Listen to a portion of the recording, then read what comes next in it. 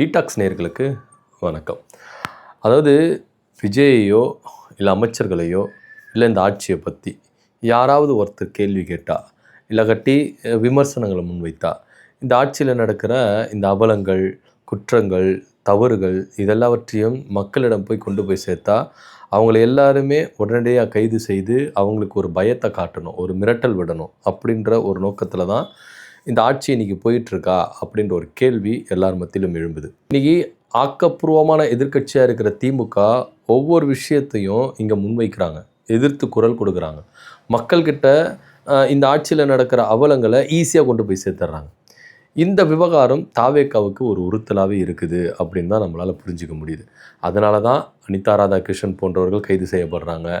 ஜென்சியை சேர்ந்த திமுக ஜென்சியை சேர்ந்த சரண் ஜெயராமன் போன்றவர்கள்லாம் கைது நடவடிக்கையில் ஈடுபடுறாங்க அப்படின்ற ஒரு விஷயத்தை இங்கே நம்ம பார்க்குறோம். இதில் சரண் ஜெயராமன் அவர்கள் கைது செய்யப்படுறாரு. கைது செய்யப்பட்ட உடனே தாவேக்காவுடைய சப்போர்ட்டர்ஸர்களுக்கு ரொம்ப ஆனந்தம், பேரானந்தம், அந்த அளவுக்கு ஆனந்தப்படுறாங்க. பார்த்தீங்களா ரொம்ப ஆடினீங்க, இப்போ பார்த்தீங்களா அப்படி இப்படின்லாம் சொல்கிறாங்க. ஆக்சுவலாக இந்த தாவேக்காவுக்கு சப்போர்ட்டிவாக இருக்கிற அந்த பெண்கள் போய் கம்ப்ளைண்ட் கொடுத்தாங்களே, அது அந்த பேஸில் தான் கைது பண்ணியிருக்கிறாங்க அப்படின்னா அது தவறு.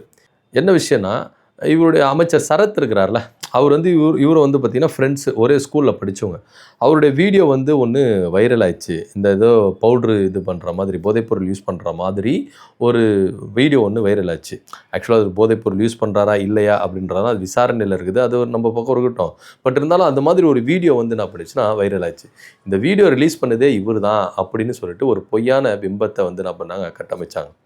ஸோ அவரோட பேசும்போது அவர் என்ன சொல்கிறாரு அப்படின்னு பார்த்தீங்கன்னா, அதெல்லாம் சுத்த பொய்யுங்க, இது யாரோ ஒருத்தர் பண்ணியிருக்கிறாங்க, வேணும்ட்டுன்னு என் மேலே பழிய போடுறாங்க, நான் அது மாதிரிலாம் பண்ணவே இல்லை, இது குறித்து நான் அமைச்சர்கிட்டே டைரெக்டாக பேசிட்டேன், அவருக்கும் இது பார்த்திங்கன்னா பெருசாக இல்லை, அவரும் விடு மச்சான் பார்த்துக்கலாம் அப்படின்ற மாதிரி தான் அவரும் என்கிட்ட ரொம்ப கேஷுவலாக பேசினார். ஸோ இதில் யாரோ கேம் விளையாடுறாங்க அப்படின்ற மாதிரி தான் சரண் அவர்களும் நம்ம பேசும்போது அவர் என்ன பண்ணுறாரு சொல்கிறாரு. ஸோ இப்படியா இருக்கும் பொழுது இது வேணும்ட்டுனே திட்டமிட்ட சதி, யாரோ ஒருத்தருக்கு அரசியல் காழ்ப்புணர்ச்சியமாக செய்கிறாங்க அப்படின்றத ரொம்ப திட்டவட்டமாக தெரியுதுன்னு வச்சுக்கோங்களேன்.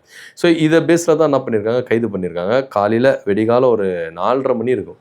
4:30 மணியில் அவர் வீட்டில் தூங்கிட்டு இருக்கும்போது என்ன பண்ணுறாங்க, கொளத்தூர் போலீஸார் போயிட்டு என்ன பண்ணுறாங்க, கைது பண்ணுறாங்க. ஸோ இந்த கைது பண்ண விவகாரம் ரொம்ப பூதாகரமாக வெடிக்குது. திமுகவில் இருக்கிற வழக்கறிஞர்களாக இருக்கட்டும், இல்லை அவருடைய ஆதரவாளர்கள் எல்லாருமே என்ன பண்ணுறாங்க, காவல் நிலையத்துக்கு போகிறாங்க. அதுக்கப்புறம் சாயந்தரம் எக்மூர் கோர்ட்டில் என்ன பண்ணுறாங்க, ஆஜராகணும் அப்படின்னு சொல்லிட்டு எக்மூர் கோர்ட்டுக்கு கொண்டு வராங்க.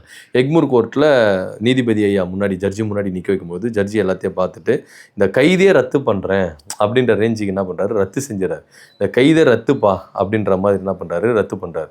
ஆக்சுவலாக ஜாமீன் கிடைக்கிறது அதெல்லாம் இருக்கிறதுலாம் அப்புறப்பட்ட விஷயம், கைதை ரத்து செய்கிறார்ல அப்படின்னு ஒரு விவகாரம் இல்லை. இதே தான் அனிதா ராதாகிருஷ்ணன் விவகாரத்தில் என்ன பண்ணுறாங்க, உடனடியாக என்ன பண்ணுறாங்க, கைது பண்ணுறாங்க. ஸோ எல்லாமே ரொம்ப ஃபாஸ்ட்டாகவே நடக்குது. இவ்வளோ ஃபாஸ்ட் ஏன் இவ்வளோ திமுக கைது பண்ணணும், திமுக அழிக்கணும், திமுக ஒடுக்கணும் அப்படின்னா இவ்வளோ ஃபாஸ்ட்டு தேவையா அப்படின்ற ஒரு கேள்வி இருக்குல்ல. ஏன் இவ்வளோ ஃபாஸ்ட்டு அப்படின்னு பார்த்தீங்கன்னா, அடுத்தடுத்து சம்பவங்கள் தாவேக்காவுக்கு இங்கே பார்த்தீங்கன்னா ஒரு பிளாக் மார்க் ஆகுது, இது பேசும் பொருள் ஆகுது. இந்த விவகாரத்தை எடுத்து பேசக்கூடாது, பூதாகரமாக கிளம்பக்கூடாது அப்படின்றதுனால இங்கே டேக் டைவர்ஷன் பண்ணுறாங்களா அப்படின்ற ஒரு சந்தேகமும் நம்மளுக்கு எழும்பு. இந்த பூந்தமல்லியில் ஆக்கிரமிச்சாங்க அப்படின்னு சொல்லிட்டு கிட்டத்தட்ட 40 வருஷமாக தங்கியிருந்த அந்த வீடுகளை என்ன பண்ணுறாங்க, எல்லா ஜேசிபி இயந்திரத்தை கொண்டு என்ன பண்ணுறாங்க, தரமட்டமாக்குறாங்க, இடித்து தரமட்டாங்கிறாங்க. அங்கே இருக்க மக்கள் என்ன பண்ணுறாங்க, கொதிச்சு எழுந்து என்ன பண்ணுறாங்க, அரசுக்கு எதிரான கருத்துக்களை முன்வைக்கிறாங்க.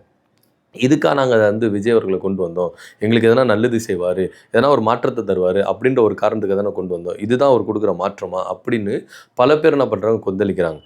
எந்த விஜயண்ணா வந்தால் நல்லா இருக்கும், எந்த விஜயண்ணா வந்தால் தமிழ்நாடு செழிப்பாக இருக்கும், எங்களுக்கெல்லாம் பாதுகாப்பாக இருக்கும் அப்படின்னு சொன்ன அந்த மக்கள் இன்றைக்கி ஏன் தான் இவரை கொண்டு வந்தோமோ அப்படின்னு புலம்ப வச்சுட்டார் விஜய் அவர்கள் அப்படின்னு தான் எல்லா மக்களும் என்ன பண்ணுறாங்க, கொந்தளிக்கிறாங்க.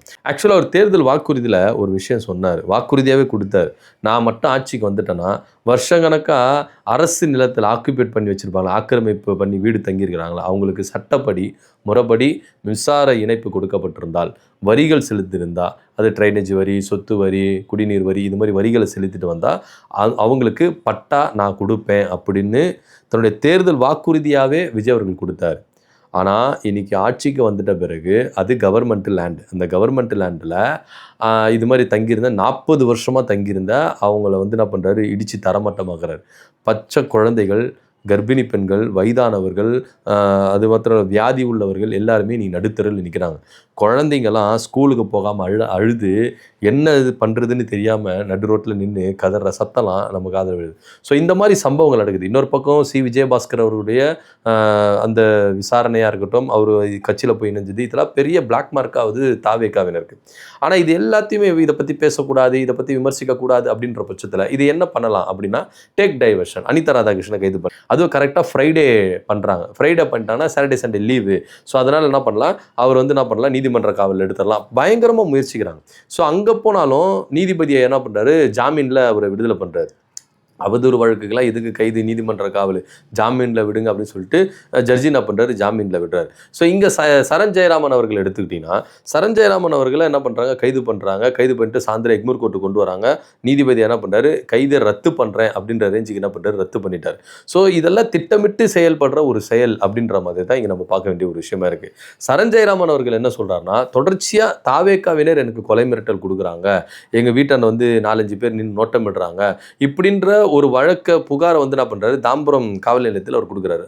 ஸோ அந்த வழக்கில் அந்த புகாரில் என்ன நடவடிக்கை எடுத்திருக்கு காவல்துறையினர், ஸோ அதை நம்ம உன்னிப்பாக கவனிக்கணும்ல. அப்போது இங்கே நீங்கள் திமுக மேலேயோ இல்லை வந்து பார்த்தீங்கன்னா விஜய் அரசை பார்த்து யாரெல்லாம் கேள்வி கேட்குறாங்களோ, யாரெல்லாம் குற்றம் சுமத்துறாங்களோ, அவர் தவறு செய்கிறத யாரெல்லாம் மக்கள்கிட்ட கொண்டு போய் சேர்க்குறாங்களோ, அதுக்கு ஊடகமாக இருக்கட்டும், இல்லை தனி மனித சுதந்திரமாக இருக்கட்டும், கருத்து சுதந்திரமாக இருக்கட்டும், இல்லை இது மாதிரி செய்தியாளர்களாக இருக்கட்டும், இது மாதிரி எதிர்கட்சி நிர்வாகிகளாக இருக்கட்டும், யாராக இருந்தாலும் அவங்க மேலே என்ன பண்ணுறாங்க, உடனே கேஸை போட்டு அதிரடியாக கைது பண்ணுறாங்க. அடுத்த செகண்டே கைது பண்ணுறாங்க. இது கேப்பே விட மாட்டேங்கிறாங்க. இது கூப்பிட்டு வச்சு விசாரணை பண்ணணும் அப்படின்னு இல்லை, உடனே கைது. எதிர்கட்சிகள் மேலே, அதே போல் அந்த அரசுக்கு எதிராக இருக்கிற அந்த ஊடகங்கள், யூடியூப் சேனல் எதுவாக இருந்தாலும் சரி, ஸோ உடனே என்ன பண்ணுறாங்க, கைது பண்ணுறாங்க. கைது பண்ணிவிட்டு உடனே என்ன பண்ணுறாங்க, பல விஷயங்கள்லாம் பண்ணுறாங்க. இப்போ அனிதா ராதாகிருஷ்ணன் அவர்களுக்கெல்லாம் டீலிங் பேசுனாங்கன்னா வச்சுங்களேன், ஸோ அந்தளவுக்கு வந்து என்ன பண்ணுறாங்க, இருந்திருக்கிறாங்க.